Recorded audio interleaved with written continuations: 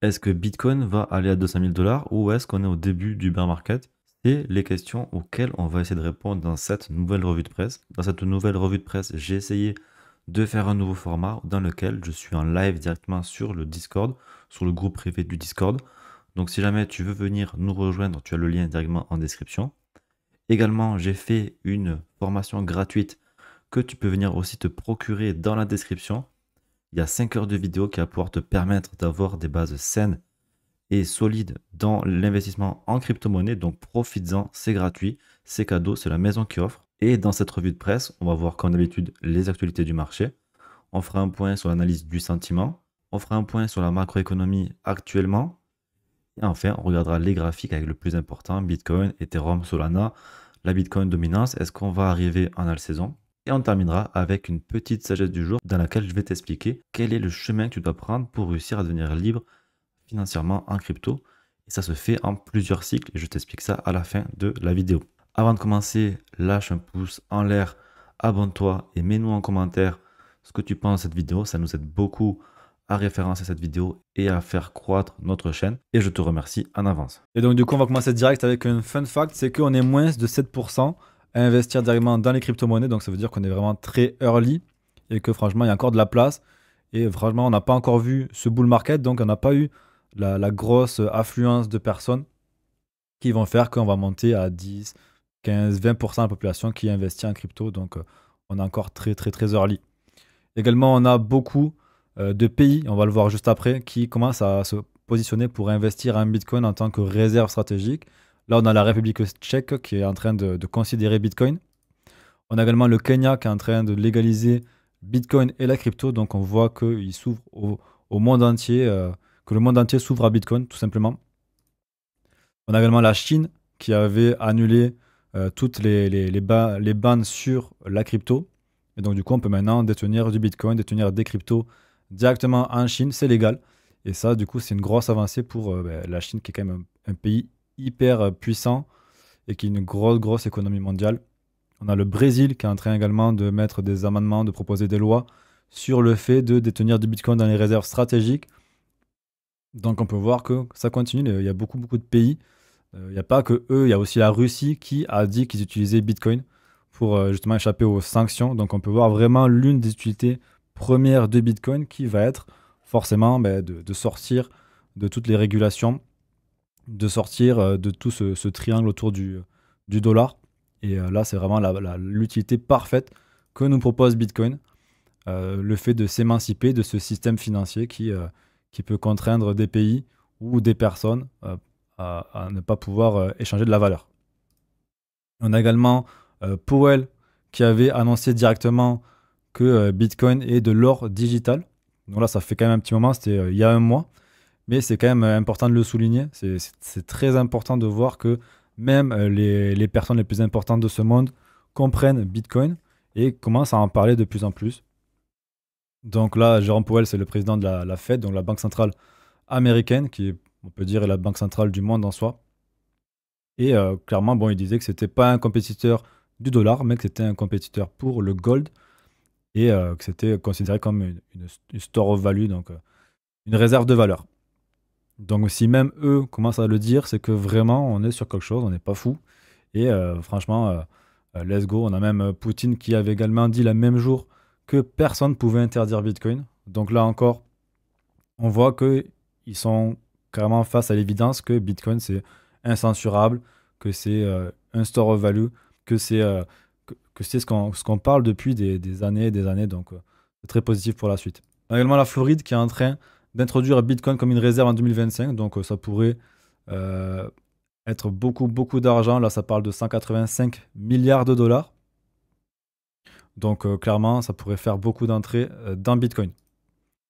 Ensuite, on a eu les États-Unis qui ont annoncé qu'ils pourraient vendre une partie des bitcoins qu'ils ont saisis, notamment lors de l'arrestation de la Silk Road. Ça fait environ 69 000 bitcoins, voilà, on le voit ici. Pour l'instant, en tout cas, il n'y a rien qui a été vendu, j'ai vérifié aujourd'hui. Mais si c'était amené à se vendre, potentiellement, on pourrait voir une chute du marché. Maintenant, il faudrait que ça se fasse avant, directement, la semaine prochaine, car Donald Trump va être élu et il avait annoncé qu'il ne vendrait rien du tout. Là, je pense que si ça se fait pas cette semaine, ça se fera jamais. On a également une grosse adoption de Bitcoin sur les entreprises. On peut voir que de plus en plus d'entreprises accumulent du Bitcoin et ça ne fait qu'augmenter. Là, on a un top 60 d'entreprises publiques qui détiennent du Bitcoin, donc c'est quand même énorme. Et ça, dans tous les pays du monde, hein, on voit USA, Canada, Hong Kong, Germanie, Canada, Japon. Le seul groupe qui détient en France, c'est The Blockchain Group. Je ne sais pas exactement ce qu'ils font. Alors ensuite, on a également des entreprises à Hong Kong qui commencent à accumuler encore plus de Bitcoin. Là, on peut voir qu'ils ont acheté 500 Bitcoin pour 47 millions. Donc, voir que même les entreprises en Chine commencent à s'exposer. C'est pas les seuls. C'était plutôt, voilà ici, Cango qui a acheté 933 Bitcoin qui sont aujourd'hui d'une valeur de 91 millions de dollars. On a également aujourd'hui, il me semble, ou hier, l'une des plus grosses banques italiennes commence à acheter du Bitcoin. Je crois qu'ils en ont acheté pas beaucoup, une dizaine pour environ 1 million de dollars. Mais c'est un début. On peut voir que même en Europe, ça commence à se mettre en place, alors qu'on a tendance en Europe à être vraiment les derniers. Donc franchement, c'est plutôt positif. Comme toujours, on a Saylor qui continue à acheter du BTC. Il en a acheté d'ailleurs récemment. Donc il continue à accumuler. De ce que j'avais vu, je crois qu'il a environ 450 000 Bitcoin, ce qui est totalement énorme. Donc franchement, c'est vraiment soit un GOAT, soit c'est un fou qui va exploser en plein vol. On a Tether qui a permis de faire le premier échange de pétrole, donc pour 45 millions de dollars. Donc clairement, il y a eu une transaction de pétrole qui s'est faite sur la blockchain. Donc on peut voir que l'utilisation, elle est clairement déjà là en fait. Elle est déjà là. On n'est plus dans un paradigme qui va arriver dans le futur. On est vraiment sur quelque chose qui est présent. On a vu, la Russie utilise Bitcoin pour contourner les sanctions. On le voit, il y a Tether qui permet des échanges internationaux d'énergie. Donc clairement, on est sur un paradigme qui est en train de changer et c'est que le début. On a également Tether, donc toujours l'USDT, qui accumule encore plus de BTC. Donc là, on peut voir qu'ils ont ajouté 7600 Bitcoin, donc 700 millions, à leur réserve et qui hold 7,7 billions, donc 7,7 milliards directement on-chain. Donc là, on est encore sur quelque chose qui est très solide. Il y a beaucoup de FUD souvent autour du USDT. Mais personnellement, je pense que c'est une entreprise qui est très solide, notamment parce qu'ils tokenisent aussi du gold. Je ne crois pas qu'ils tokenisent l'euro, mais ils tokenisent du coup le dollar. Et ils ont des grosses réserves de Bitcoin. Et ça, c'est très fort. Et je crois qu'ils ont aussi des réserves de gold, forcément, vu qu'ils tokenisent du gold. Donc, franchement, moi, j'ai aucun doute sur Tether, sur la suite qui va se passer. D'ailleurs, je crois qu'ils ont annoncé il n'y a pas longtemps là, qu'ils allaient s'installer au Salvador, qu'ils allaient mettre de leur siège social. Donc ça pourrait peut-être leur permettre d'être tranquille et de profiter du Salvador. Également, on a quelque chose d'assez intéressant à voir, c'est que Bitcoin, depuis 2011, est l'asset qui performe déjà le plus, forcément. Et on a toujours cette cyclicité de 3 années où c'est vraiment le top asset. On peut voir 2011, 2012, 2013, Bitcoin a surperformé. Ensuite, 2014, bear market. 2015, 2016, 2017, Bitcoin qui surperforme. 2018, bear market. 2019, 2020, 2021, toujours Bitcoin qui surperforme. 2022, bear market. Et là, on est sur 2 années où Bitcoin est le meilleur asset. Et la logique, si on est toujours sur cette cyclicité que rien ne change, c'est que Bitcoin continue et que ça soit encore une année où il va surperformer avant d'avoir une année 2026 qui semble être un bear market. Donc affaire à suivre, mais en tout cas, pour l'instant, la cyclicité, elle est parfaite. Également au niveau des ETF, on attend l'ETF Solana qui devrait arriver au maximum en août. On peut le voir ici directement. Bitwise Solana, Canary Solana, 21 Shares Core Solana qui devrait arriver le 8 août, donc la deadline. Mais ça pourrait être accepté bien avant. On voit que la first deadline est le 25 janvier. Donc on aura déjà des nouvelles à propos de ça. Donc ça va arriver. On a aussi les ETF sur XRP qui ont été déposés, sur Litecoin qui ont été déposés, HBAR. Pour l'instant, on n'a pas de deadline, mais ce sont des choses qui devraient aussi arriver. On a également des ETF très intéressants qui sont par exemple un index crypto dans le Nasdaq, donc qui comprendrait seulement BTC et Ethereum. On a aussi Grayscale qui pourrait mettre des large caps aussi en ETF. Là, vous pouvez voir les deadlines ici directement. Donc là, c'est le 18 janvier, on pourrait déjà avoir une réponse. Sinon, ça sera pour le 1er août. Donc tout ça, ça pourrait vraiment permettre aux institutions de pouvoir s'exposer au marché des cryptos, que ce soit sur les large caps, sur un dit crypto index de Bitwise directement, ou alors sur Solana, sur BTC et ETH. Ils ont déjà BTC et Ethereum en ETF seul. Également, on a probablement une proposition d'ETF Bitcoin Standard Corporation. Et là, ça voudrait dire qu'on aurait un ETF qui englobe toutes les entreprises qui sont de près ou de loin assimilées à Bitcoin, que ce soit des entreprises de minage, des entreprises de développement, des entreprises qui épargnent en Bitcoin, qui ont une réserve stratégique en Bitcoin. Et ça pourrait permettre aux entreprises, aux fonds de pension, etc., de s'exposer sur Bitcoin sans acheter directement du Bitcoin, en s'exposant directement à ces entreprises. Donc là aussi, affaire à suivre, on en reparlera dans les futures semaines. Au niveau des infos sur les ETF, on peut voir que là, on a eu quelques sorties ces derniers temps, mais globalement, on a quand même pas mal de belles entrées. Depuis la dernière fois qu'on a fait une vidéo, c'était environ mi-novembre sur une revue de presse, on a vu qu'on a eu beaucoup d'afflux pour au final très peu de sorties, avec quand même de belles bougies à pratiquement 1 milliard d'inflows. Donc c'est très intéressant. On continue. Le market cap ne cesse d'augmenter. Là, on a une petite stagnation avec la petite baisse actuelle. Mais en tout cas, on peut voir que ça va continuer à se développer cet ETF. En tout cas, je pense que l'année 2024 sera très bonne. Au niveau de l'ETF sur Ethereum, là aussi, on peut voir qu'on a commencé enfin à avoir des infos. La dernière fois qu'on s'est vu, il y avait environ 6 milliards de market cap. Et aujourd'hui, on est à 11 milliards, 12 milliards à peu près de market cap. Donc, on a à peu près x2. On a eu beaucoup d'infos entre fin novembre et mi-décembre. On a eu un petit peu d'outflow, mais globalement, on reste sur une belle croissance. Maintenant, il faudra qu'il y ait plus de hype pour justement mener les liquidités directement vers Ethereum. Et c'est ce qu'on va avoir pour les prochaines semaines probablement. Ensuite, au niveau du sentiment, on peut voir directement qu'on n'est pas vraiment dans des périodes trop euphoriques où il y a trop de retail qui est en train d'entrer. On peut voir ici qu'en général, on arrive sur ces zones rouges lorsqu'il y a trop de retail qui arrive. Et là, finalement, on est toujours dans le gris, donc toujours sur du neutre. Donc on est encore, à mon sens, toujours aux prémices du bull market. Et c'est pas que cet indicateur qui va le dire, mais aussi, on peut voir que sur le Google Trend, on a beaucoup dégonflé comparé à ce qu'on était. Alors on a fait un plus haut comparé à mars. Effectivement, il y a Trump qui a quand même bien poussé le narratif, mais on est encore assez faible comparé à 2022 et comparé à 2021. Donc clairement, pour moi, on peut vraiment aller plus haut et c'est possible qu'on soit probablement ici, en termes si on devait comparer avec le bull run précédent. Mais on va voir ce qui va se passer. En tout cas, l'arrivée de Trump la semaine prochaine, ça pourrait vraiment permettre de repartir sur un gros élan autour des bitcoins, autour des crypto-monnaies. Parce qu'on a Trump qui veut rentrer et déjà commencer à mettre des lois. Et en tout cas, il a l'air d'être chaud sur la crypto. Au niveau de NFT et crypto, NFT, on s'en fout toujours. Personne ne s'y intéresse. Est-ce que les NFT sont morts? Pour l'instant, oui. Mais probablement pas à long terme. En tout cas, sur les cryptos, on peut voir que là aussi, ça a bien dégonflé. C'est vraiment dans la même dynamique que Bitcoin. Et qu'on commence à se désintéresser. Donc, c'est toujours positif lorsque les gens se désintéressent pour aller chercher de nouveaux sommets. Au niveau du Fair and Grid, là, on est toujours dans du grid, mais on a bien baissé alors qu'on était en extrême grid la semaine dernière. Sur le moment, on était assez haut, mais on peut voir que voilà, on a bien chuté, on était même tombé à 50 le 10. Mais voilà, bon, ça pour l'instant, c'est plutôt positif, ça prouve qu'il y a moins d'intérêt.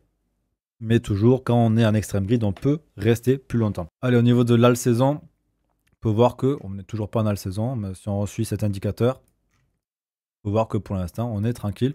Si on compare avec 2021-2022, on peut voir qu'on est assez loin. On a touché un petit peu début décembre, mais c'est pas encore le cas. Et même ça, c'est pas encore assez complet. Je pense qu'il faut mieux prendre justement sur le côté yearly, où là, on peut voir qu'on n'était pas du tout en all saison. On a une remontée, mais on était loin d'être sur une all saison.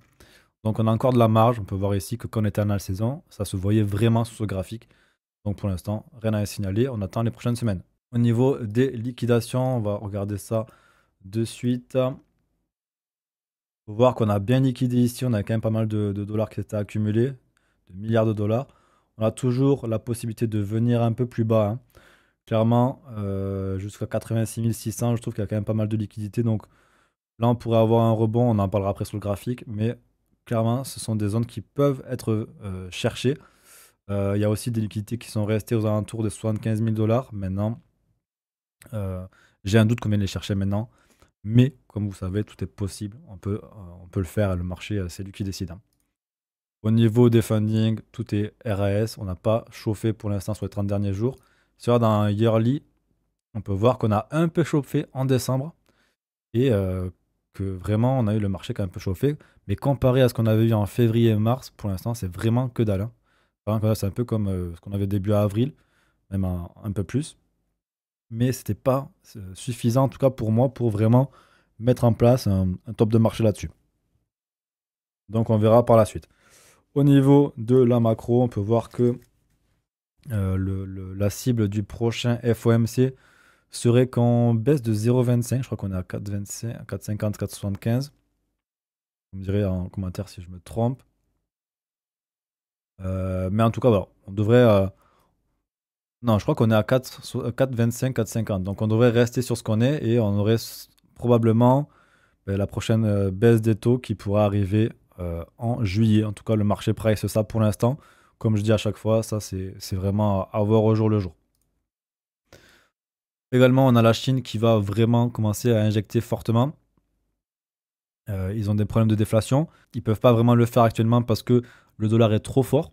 Donc ça les contraint. Je pense que c'est un jeu qui est en train de se mettre entre eux et les États-Unis. Et Donald Trump, qui est réputé pour être un bon négociateur, se servirait du dollar pour justement mettre à genoux les autres économies. Mais en tout cas, la Chine doit imprimer et elle attend sûrement le feu vert des États-Unis pour commencer à le faire de manière massive, car la déflation, c'est pas bon pour la croissance de leur économie. Et voilà, donc on devrait avoir des milliards de dollars qui rentrent dans le marché, qui rentrent dans le marché directement depuis la Chine. Donc à voir dans les semaines qui suivent, je te tiendrai au courant. On a également Scott Bessent, qui lui va être le nouveau, entre guillemets, ministre du Trésor américain. Et donc, lui est en faveur pour un dollar qui soit plus faible. Et donc, un dollar plus faible, ça va permettre aux autres économies de pouvoir imprimer pour justement maintenir leurs économies et surtout imprimer avec le moins d'intérêt possible. Donc voilà. Et avec un dollar qui est plus faible, du coup, il y a plus de liquidités qui rentrent dans le marché. Et on va le voir juste après. Mais c'est ce qui cause aussi actuellement la baisse des marchés. C'est que le dollar est trop fort. Et du coup, ça pompe les liquidités. Il faut voir ça un peu comme une torne, comme un trou noir qui va vraiment aspirer toutes les liquidités. Lorsque le dollar monte, ça aspire un petit peu tout. Également, donc du coup, sur la dernière décision de la Fed, c'était un peu plus, pratiquement il y a un mois. Donc ils avaient bien baissé de 0,25. On a l'inflation qui était toujours dans les projections des 2%, mais ça prend un peu plus de temps. Ils ont vraiment révisé les projections pour 2025 et là, on pourrait passer à 2,5% de projection. Donc, c'est un peu ça qui a posé problème, je pense, au marché, de voir que la Fed n'était pas hyper confiante par rapport à l'inflation, qui montrait un peu des signes de faiblesse, on va dire.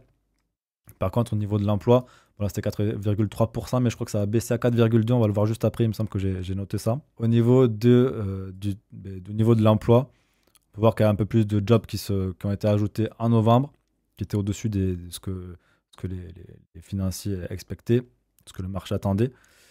Et on a un taux d'emploi qui est à 4,2%. Mais là encore, je crois que c'est des fausses données. Et il faut voir juste après qui ça a baissé, je crois, du coup, à 4,1%. On va voir ça juste après. Donc là, on peut voir clairement que le marché du travail il reste assez fort, même s'il y a quand même une grosse faiblesse. C'est pas non plus la panacée, c'est vraiment pas le top du top.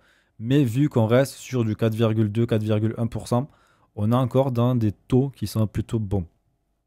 Euh, Là où on va s'inquiéter, c'est lorsque vraiment ça va monter au-dessus des 5%, 6%, 7%, où là on pourrait vraiment avoir un risque de récession. Et ça s'est toujours produit lorsqu'on a une récession. Pour l'instant, on a 4,2%, donc le marché du travail, il est considéré comme être bon et il n'y a pas de raison de s'inquiéter. En tout cas, la Fed, eux, ce qu'ils essayent de faire, c'est de maintenir un taux d'inflation bas et un taux de chômage bas. Donc, ils sont vraiment en train de jongler entre ces deux valeurs pour savoir ce qu'ils vont faire par la suite. Donc, tant que le taux de chômage il est bas, eh bien, j'ai envie de te dire que c'est plutôt positif et on peut ne pas avoir de récession et surtout avoir des marchés qui vont continuer à monter. Donc là, on avait en octobre un taux d'inflation qui était monté à 2,3% avec un taux d'expectation à 2,3%. Donc c'était bon. Ça a été sûrement bien pris par le marché. En novembre, on est monté à 2,4% alors qu'on attendait 2,5%. Donc ça, c'est sur l'inflation PCE. Donc ça prend en compte les consommations des gens. Également, en novembre, on était à 2,8% sur le corps PCE. Donc ça va enlever des valeurs plus volatiles. On était à 2,8% et on est resté à 2,8% alors qu'on attendait 2,9%. Donc ça, c'est plutôt très positif. Même si on n'est pas au 2%, on peut voir que bon, l'inflation reprend un petit peu. Mais franchement, ça va. Il y a 2 ans, on était à 9% d'inflation. Aujourd'hui, on a 2,8, 2,5. Donc franchement, j'ai envie de te dire que ça va. Ils ont fait leur travail pour l'instant. Maintenant, il va falloir faire attention à ce que ça ne reparte pas. C'est ça, c'est là où est le dilemme en fait. Ok, donc ça c'est l'inflation CPI. L'inflation CPI, ça va prendre vraiment aussi le taux réel dans l'économie. Donc là, on est à 2,7%. On est aussi sur une augmentation, 3,3% sur le corps CPI, donc qui enlève toutes ces valeurs qui sont volatiles. Donc là également, on n'est pas encore au 2% et on voit qu'il y a un petit retour de l'inflation. Sur l'inflation PPI, donc là, ça va être plus pour tout ce qui est être production des entreprises, etc. Là, on est sur du 3%, donc on a une augmentation qui était bien au-dessus des 2,6%. Donc on peut voir qu'on a un relent de l'inflation quand même qui est proportionnel un peu dans tous les segments de l'économie, j'ai envie de te dire. Mais pour l'instant, voilà, il va falloir voir sur les prochains mois, les prochains trimestres pour voir si l'inflation reprend ou si la Fed réussit à la maîtriser. Également, on peut voir qu'on a vraiment, depuis que la Fed a pivoté, toutes les économies, toutes les banques centrales mondiales qui sont en train de baisser leur taux d'intérêt également. Ils le font vraiment tous en cœur. On a eu 74% des banques centrales qui ont eu une baisse des taux, ce qui est vraiment la plus grosse part, comme il dit, depuis 2021. Donc ça, c'est très intéressant. Ça prouve vraiment que les banques centrales sont en train de rebooster toutes les économies en essayant d'injecter des liquidités, car ben voilà, le marché aujourd'hui fonctionne avec la liquidité. Il faut injecter la liquidité pour créer de la croissance, ce qui crée de la dette, etc. Donc, c'est ce qu'ils sont en train de mettre en place et on serait en train de rentrer dans un cycle de liquidité. Donc maintenant, on va passer sur les graphiques, on va regarder directement BTC, on peut voir où est-ce qu'il est actuellement. Donc, on peut voir qu'on a fait un top à 108 000. Ceux qui sont dans le Discord, ils savent très bien que ben, on avait annoncé 110 000. Voilà, ça s'est arrêté un petit peu au-dessus. Moi, je pensais qu'on irait un petit peu plus haut. La correction, elle a été plus rapide que ce que je pensais. Mais en tout cas, pour l'instant, on est sur des niveaux du 0,38 du dernier mouvement qui sont maintenus. Tant qu'on maintient ce niveau-là, pour moi, il n'y a pas de raison d'aller chercher plus bas. On est sur un support. Maintenant, bien sûr, plus on va venir tester le support et plus on va avoir tendance à le casser. Maintenant, si on le casse, où est-ce qu'on peut aller? Directement sur le 0,38 du mouvement un peu plus long. Donc là, ça nous ferait venir vers les 86 000 $. On peut voir que c'est aussi le 0,236 de tout le mouvement depuis le début de ce bull run, de ce bull market. Donc on serait vraiment sur un niveau qui serait assez solide, mais ça ne veut pas dire qu'on ne pourrait pas le casser. Mais si on arrivait à le casser, ben, directement, on pourrait revenir chercher le dernier ATH aux alentours de 73 000 $.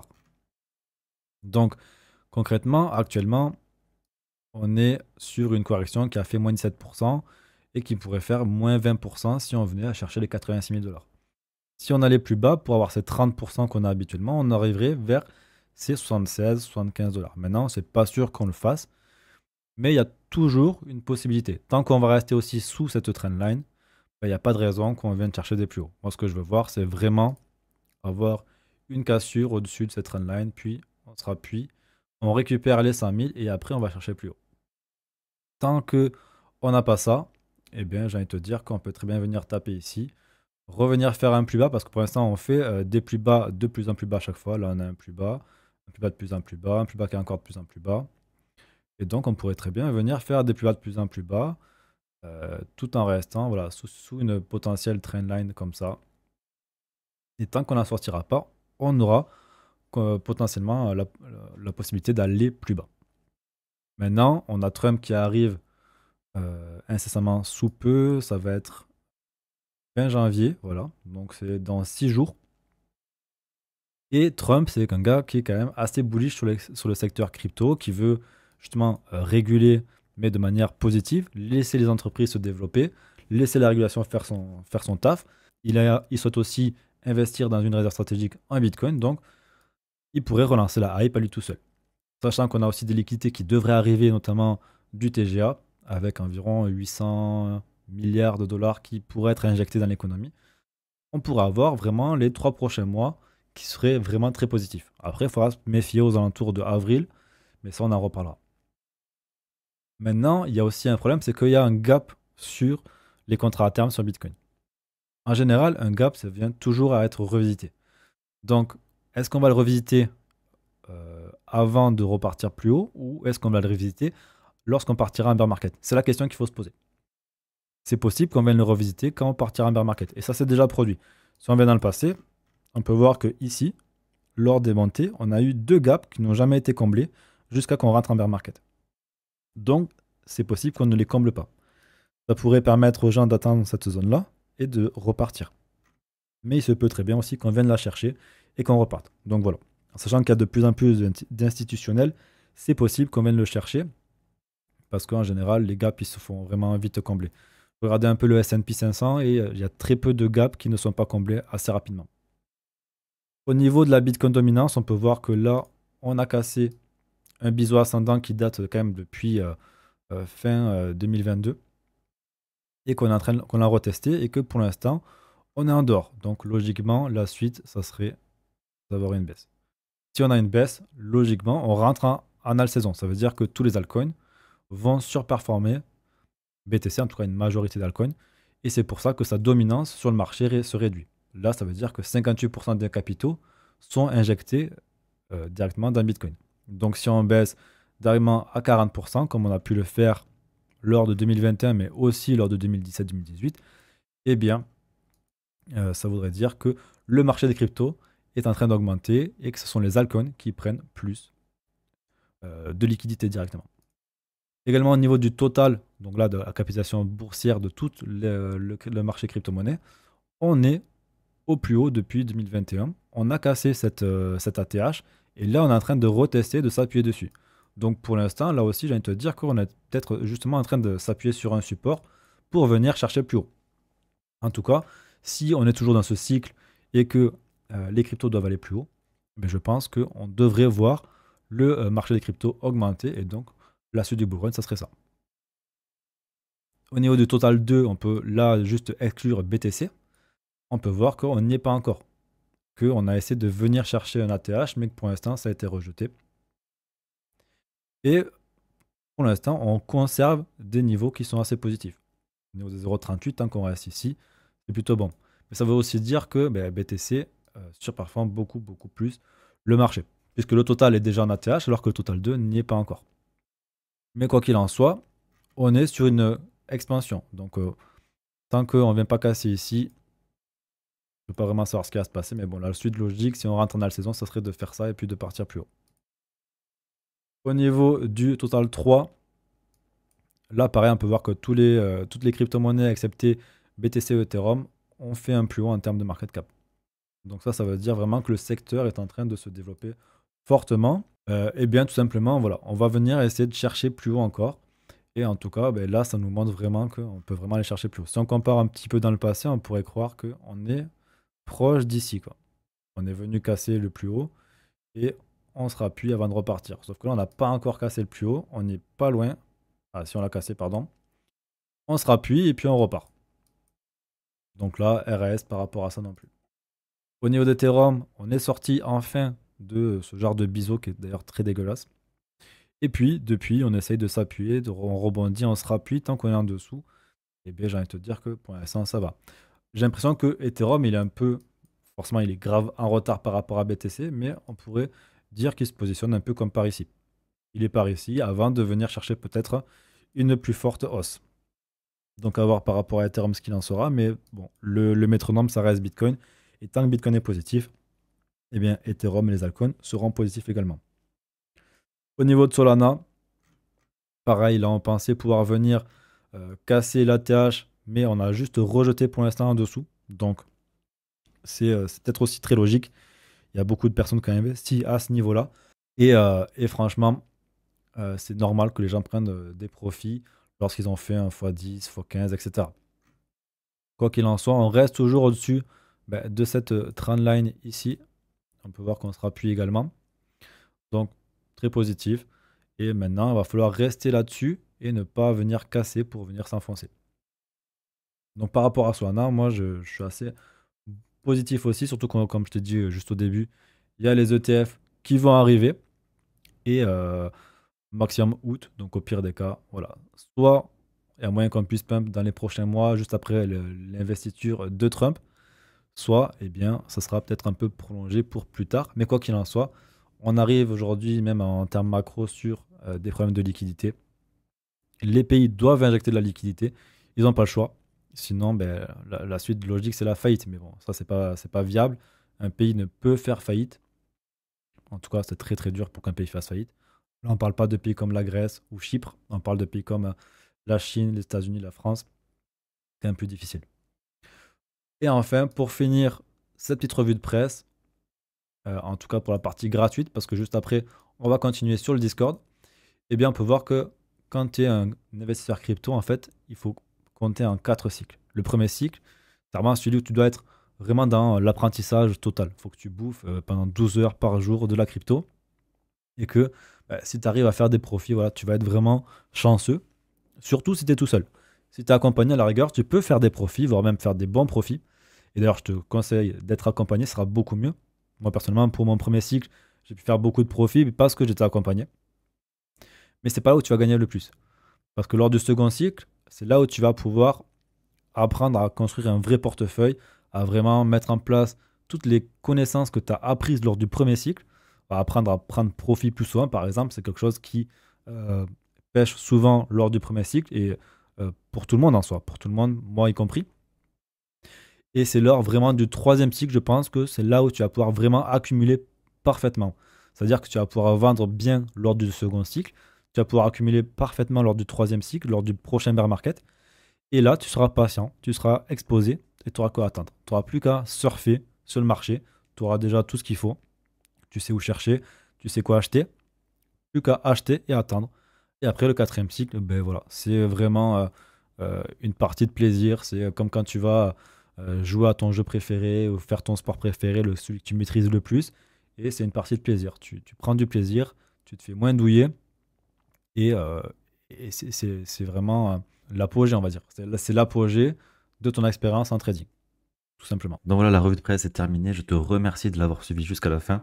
Si jamais tu veux avoir accès à cette revue de presse en temps réel directement dans le Discord, tu as juste à nous rejoindre. Tu as le lien directement dans la description. On est également disponible pour discuter avec toi. Il y a des canaux publics également. Donc si tu ne veux pas nous rejoindre dans le côté privé, tu peux très bien nous rejoindre sur le côté public. On répondra à toutes tes questions avec plaisir. Discuter avec toi, c'est toujours un plaisir. Également, pense à télécharger la formation, c'est gratuit.